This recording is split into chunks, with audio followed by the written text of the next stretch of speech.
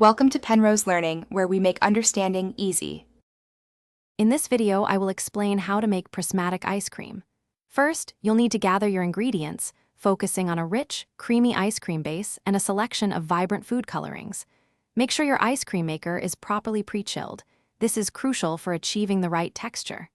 Next, prepare several small bowls, as you'll be dividing your base to create distinct color layers. This method ensures beautiful, striking results. Now, let's add some color. Divide your freshly churned ice cream base evenly into at least 3 separate bowls. To each bowl, add about 5 to 10 drops of a different food coloring. Mix each color thoroughly until it's uniform and vibrant. The goal here is to create distinct, eye-catching hues that will stand out when you layer them, giving your ice cream that truly prismatic effect. It's time for the magic of layering. Take your colored ice cream and begin spooning alternating colors into a loaf pan or any freezer-safe container. Don't overfill it. Once you have a few layers, you can gently swirl them once or twice with a knife or skewer to create a beautiful marbled effect, but don't overmix.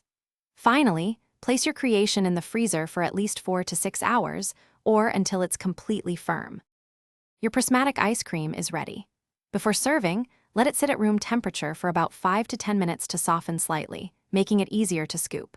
Present your beautiful creation in clear dishes or cones to truly highlight those stunning, vibrant layers you've worked so hard to achieve. It's a feast for the eyes as well as the taste buds. For more great tips and deals, including a link to the new Kindle Paperwhite, check the description below. Enjoy your delicious, colorful treat. Thanks for watching. If this was helpful, leave a like and consider subscribing. See you next time.